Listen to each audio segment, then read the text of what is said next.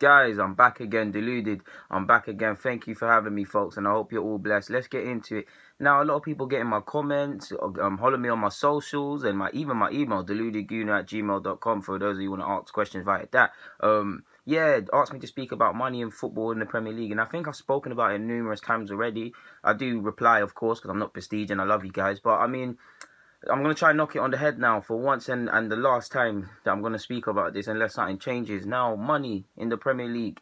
Now, we know whether you support a team in the top six, you'll say you'll see the difference between the money you have and the rest of the league. Depending on whoever you support, you'll say something different. Me personally, I believe everyone's got money, and I believe to a degree it is overstated and it's a lazy excuse to why whatever club you support is not reaching its ambitions. Now, of course, the top six, again, to touch on the top six, of course they have more money than the other clubs and they're on this monopoly thing, always looking out for themselves sort of thing. So they do have money. But then if you look up in the top six, you'll say, as an Arsenal fan or something like that, you'll say, okay, we ain't got money like City and Chelsea. I mean, City, Chelsea and United.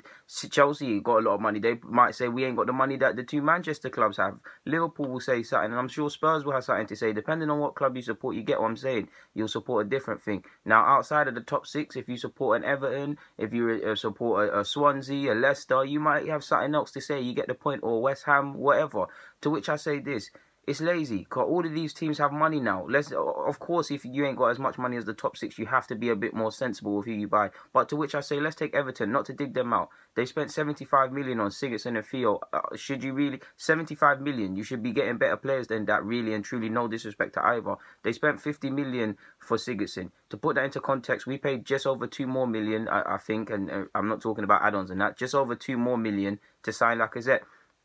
For me, of course, I'm not knocking that. Clearly, Everton do not have the money and the power that the two Manchester clubs, for example, have. But clearly, if you can bid for Sigurdsson, who is not worth 50 mil, again, I'm not digging out the player. He's not, when you attribute 50 million, you wouldn't put him. Yes, the market's mad. If you can go about that, not really do your research and things, because last time you stepped up to Spurs, it didn't happen. If you can really spend 50 million on a what is a gamble, you can't really complain about money, because that 50 million could have bought you X, Y, and Z that could be competent and improve your side. If we look at Arsenal as an example, Wenger's always talking nonsense about the other clubs and how much, and he was talking about how he praises United because they make their own money. That's all fine and dandy. And we don't have the money they have. But players like Kante, you've been saying you've known him since 14. You could have spent 30, 40 million on him. You could have got that. Then it would not matter what Chelsea and United have, that they spent however much on Pogba. It wouldn't matter. If you signed Thomas Lemar when he was at Cannes, it wouldn't matter. And Zonzi when he was at Blackburn, it would not matter. Griezmann at Sociedad, it wouldn't matter. None of these things would be mad fees. And then if you signed them and you were serious about winning leagues, it wouldn't matter how much City have spent on fullbacks, how much United have spent, how much X, Y, Z spent. It wouldn't matter. For me, it's a lazy excuse for all clubs. Again, I'm not knocking it. Clearly, the money thing is a big thing. But then you look at signings like in a crazy market. You look at signings like Salah, 40 million. Everybody in the top six, maybe even below that at a time in the Premier League. If they based on Everton spending 50 million and Liverpool spent 40 on Salah, surely it's not all black and white. But surely if you can do that. If you're seeing 40 million for Salah, what excuse do you have? You should be able to go and grab them sort of signings. Now, because he's at Liverpool, of course, it looks like a mad shout. But there was many teams that could have bidded and paid that money if that's what Roma wanted for that. Sane as well. Again, it's all different and things like that. But 40 million at Schalke, everybody in the top six, specifically Spurs and Arsenal who need wingers, could have grabbed that. If you grab that, would it matter how much the City have spent? How much United are going to give Alexis Sanchez? Money, I'm not knocking money. Clearly, it is valid. But for Premier teams, at least, it's a lazy excuse. For me, you confirm, this just take, if you know you can't spend money like that, do you not either improve your scouting, or let's take Arsenal again. Arsenal, finding players isn't the problem. You find these great players and you go, oh, it's a penny cheaper, let's sign Sonogo and all of these things. Finding players ain't the problem. You find a player, you confirm the move, you get it done. Like with Griezmann for 20 odd max when he was at Sociedad. Would it matter? You'd be then saying, oh, we don't need to spend money to develop stars.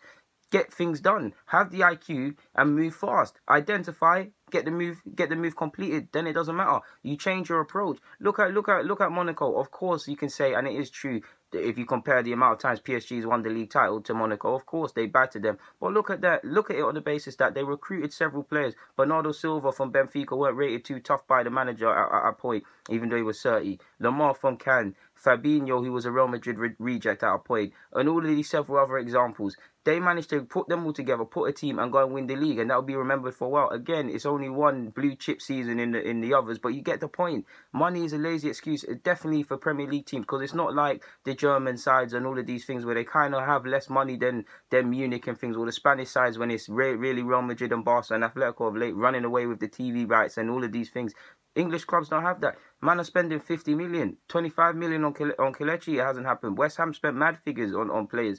Arsenal have done the same. All the teams have spent P's. Spurs, Janssen, it didn't work out. Arsenal, Perez, United, several players from Depay to Mkhitaryan and all of these things. Money is invalid in Premier League things for me. Look at Brighton. They were linked with Dembele of Celtic. Now, whether they get him or not, on the basis that they're a newly promoted side, and he's been linked with some very prestigious sides from PSG to Bayern Munich since he's come on the scene. If they can spend 20 odd or whatever on him, is it really an excuse? Now, again, I'm not knocking the money thing, because clearly Brighton do not have the money that City have, and for example, and if you've got money more time than not, you can get yourself out of problems. But to which I say this, not digging out United, because they're second or third in the league. But look at the United squad to City squad. Yes, they both spent mad money, but the IQ and the player you want and what damn right you need comes into it. City didn't buy no world-class players. They bought players with scope, in my opinion. I just really think the money thing is overstated. I'm not knocking it. It is valid, but I just feel it's a lazy excuse to constantly run to that. What are you going to do? Are you going to sit here and cry that people have more money than you season in, season out? Or are you going to change your approach and just keep and try something different? Insanity, the definition of insanity is doing the same thing again and again and expecting different results, right?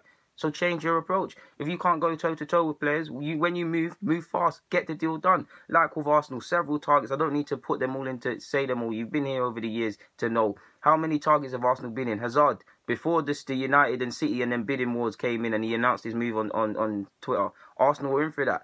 Go and get the move done. Then Hazard would have been the player he's gone on to be at Arsenal. Of course, he wouldn't win league titles, but you get where I'm going. Then it wouldn't matter.